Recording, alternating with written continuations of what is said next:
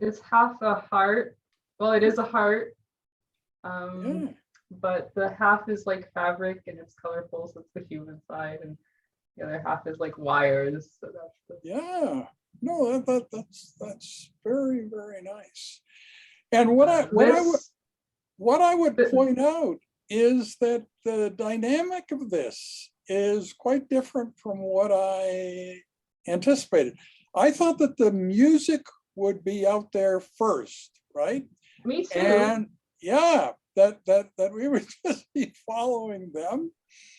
And I also thought that maybe the day in the life essays wouldn't be very much completed at all. But then I realized yesterday that I needed to do more on those to kind of incentivize the rest of you guys.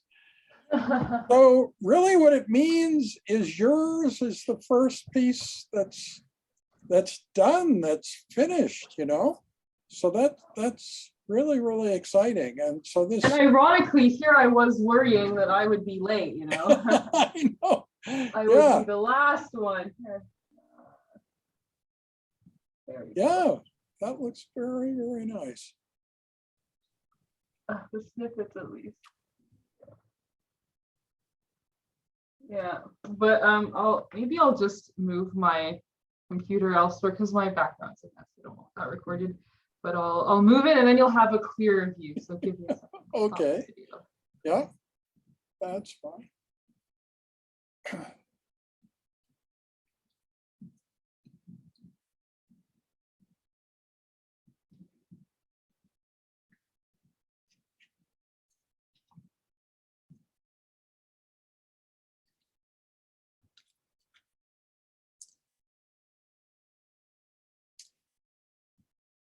You're muted.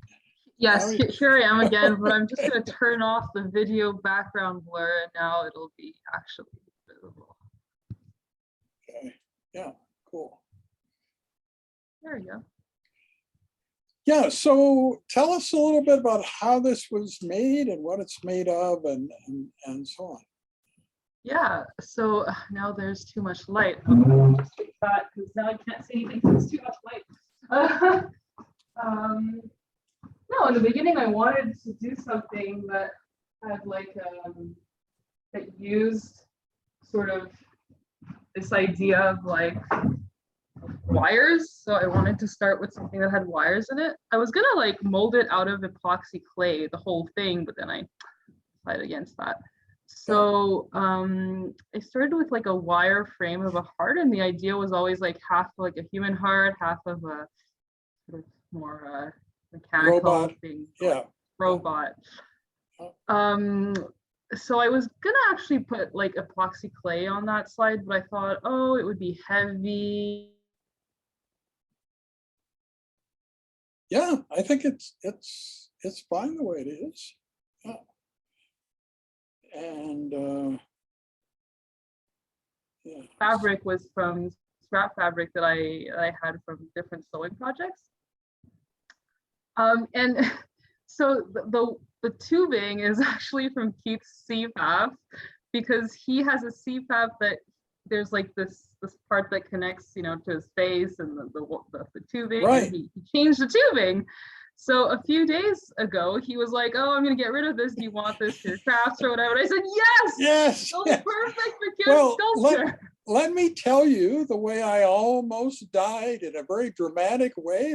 That this, yeah, when I was in Nepal about 11 years ago, I was sharing a room with a guy who used a CPAP, and it was moderately loud. Usually there you can sleep through the noise, but there is a definite sound.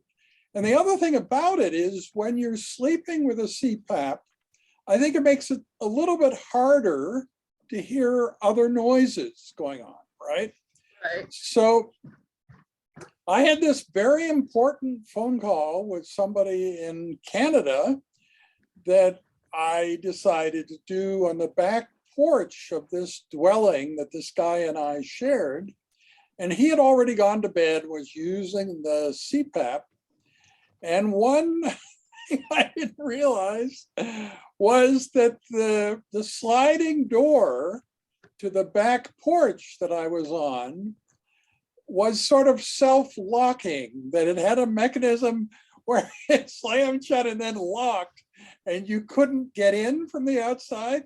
But anyway, I was sort of intent on my phone call. Sort of thing. So I did the phone call for about an hour. Then I thought, well, should I walk around the building and just go in the front door? But it seemed quite uncertain. We were in a very, very mountainous terrain, and you could see thousands of meters down, that, yeah, there was a huge kind of cliff just behind us, and it was getting dark, so I wouldn't have been able to see where I was going. So I walked around the house. So instead of walking around the house, I banged on the door so this guy using the CPAP machine would come and let me in.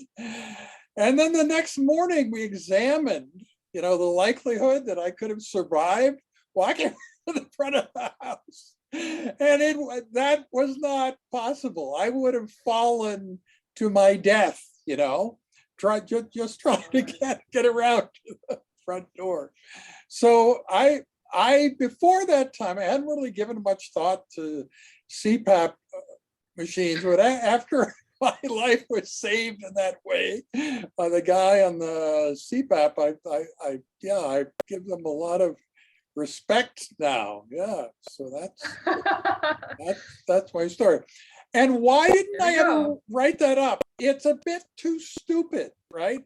When you do something really stupid in a story, you don't want to write up the story because, it'd be, well, why are you doing that? Or, yeah. So I think it's human to do things that are not stupid, but less than judgmental. And I think you were reasonably, you were just misinformed. You weren't stupid. You were just misinformed. Right. You hadn't known that there would be a void going around the house. So. Yeah, and I should mention something else about being stupid, or not. So there's another near-death experience that my wife and I had. We were in St. John's, Newfoundland, and we were there for a Leonard Cohen event, but there was nothing to do during the day before the event. And there's this lodge at the top of Signal Hill that sort of calls to you from the city, come visit me, visit Signal Hill, and it's like this iconic part of St. John's and so on. So anyway, we decided to go there. This was early December, let's say the second week of December. And so it was funny. We were in the gift shop of this Cabot Tower on the top of Signal Hill. And we said, well, we'd like to get down now to the city, and how should we do that? Before we asked that question, the gift shop manager had told us she was having a bad day. She didn't say how it was a bad day, but just she was having a very bad day, right? So we asked her this question, how should we get down? She didn't give us multiple options. She just said, well, there is a trail. It's beautiful and scenic, and you'll be down in the town in about 45 minutes. The North Head Trail. It's well marked. Just go right out there. She was right about all those things. It was well marked, and we could go right out there. But what we didn't immediately notice, there were no other footprints on this trail. And it had just been snowing, and so anyway, but I had my Diet Coke, and so we're happily walking along. It was very beautiful. But the farther we went, we realized this was a lethal journey, that it was not possible because of the large amount of snow that had fallen on the trail.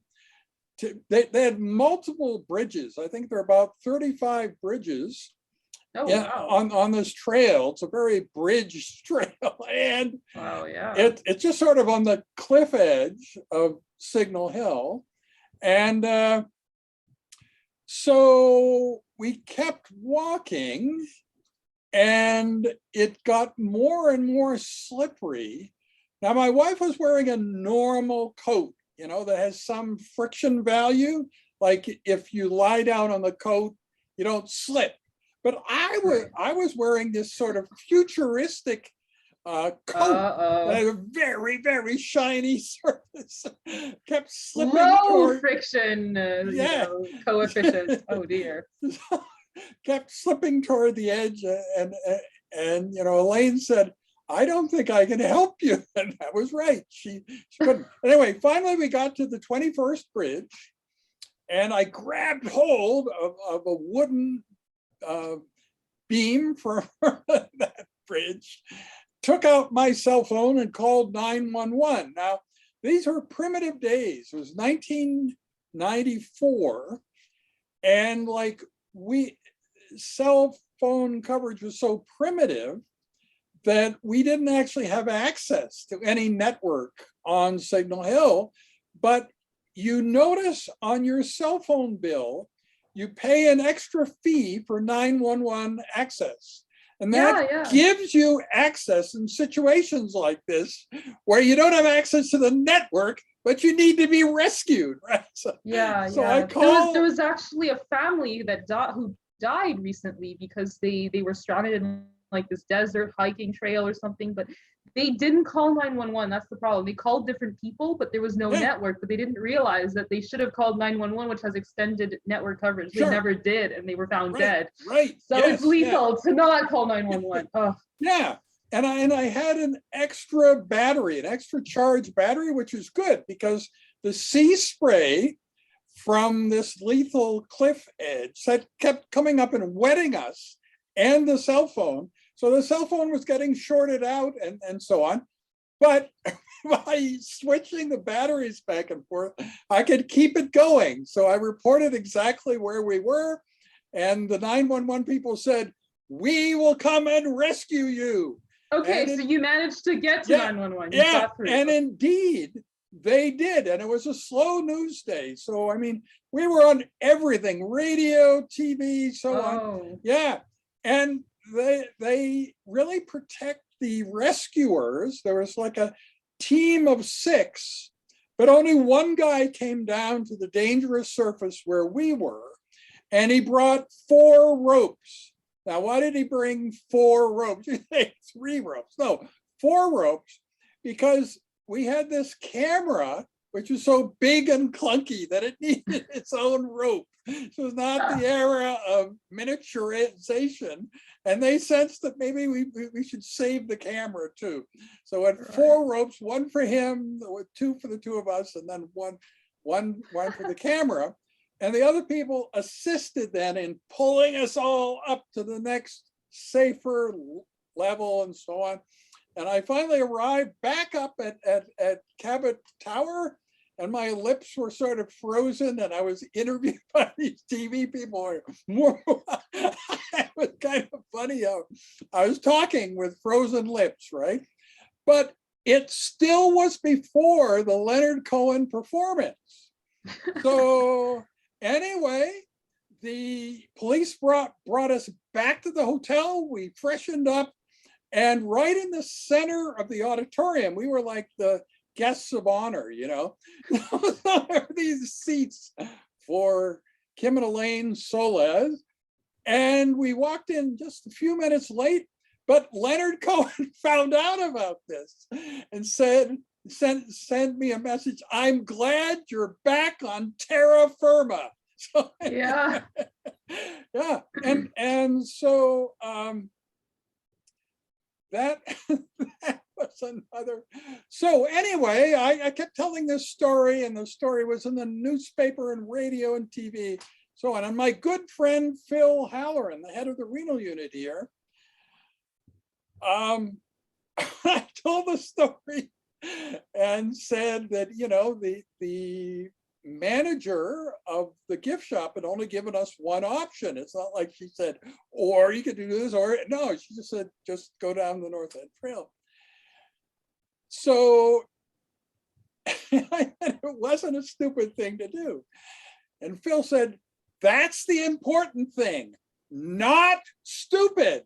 Anyway, I thought that was a very funny remark, because you might also think that going down a trail that had no footprints on it and stuff, there are some things about our decision making that could have been criticized. Yeah, but Elaine found out which fire station these rescuer guys were from and brought them cases of beer, and they were very happy the next day and so on. Yeah. So anyway. Wow, Kim's brushes with death. Yes, I know. None of them are simple, right? If you're gonna die, why don't you die just simply, Heart attack, Yeah. Nope, you gotta get some dramatic, I'm not accidental thing going on. Yeah. Don't die of that. So Don't die. Tell me about the light bulb there. I see that there's a light bulb. Okay, so it's not really a light bulb, but anyway, so just back to this this CPAP thing. I actually put a wire through it while I was building it, and I'm like, oh, it's this is technically the aorta, that's the equivalent to the aorta, but it could be the base. So that became the stand. But it's actually it's non-functional. It's actually I think the electrical box or whatever for this light. So we had renovations for that included changing the lights, like these ceiling lights in our home, and one of them just broke after like not even a week or two, so they came and replaced it. So we had this light that had the light box or whatever the box you call it attached to it, and this was all in a box of stuff we would have to throw out into the I think this is a very good use for it, and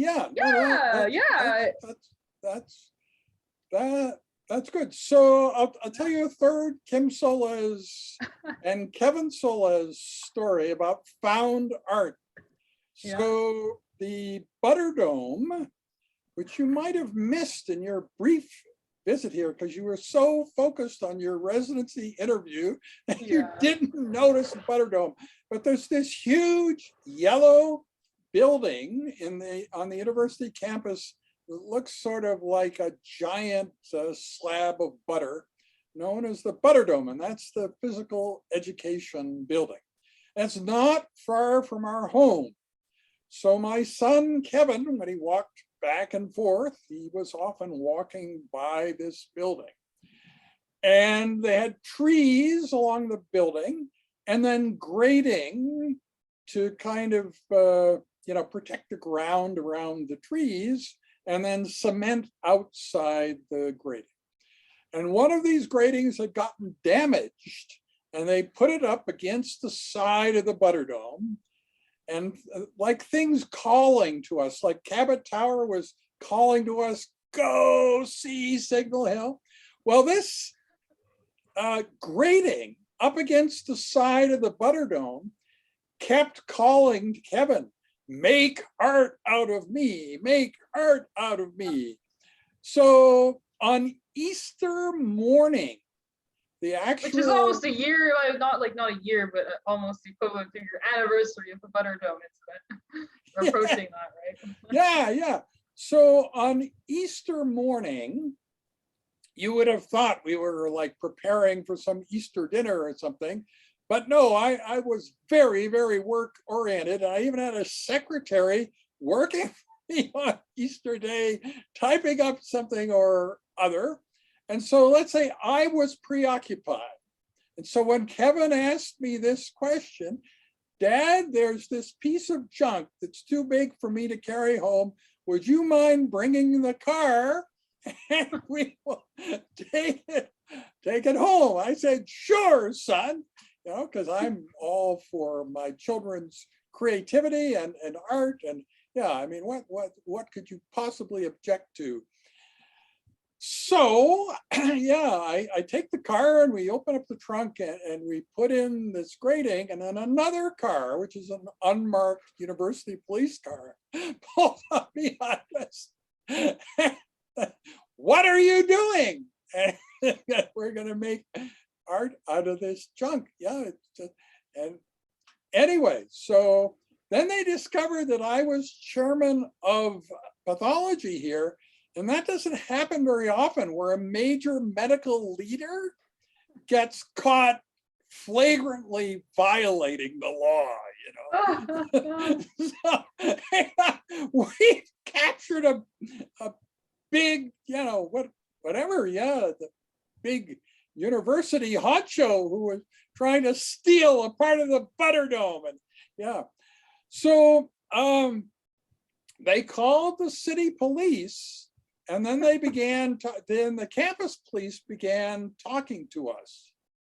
And then they explained that as we explained what we were doing, that they didn't think any crime had been committed, but the relationship between the campus police and the city police is once they've summoned them, they can't uncall them. They can't say like, don't come, don't worry about it. Because they found in the past when they tried to wind things down, it turns out that the city police really should have known about what they called about.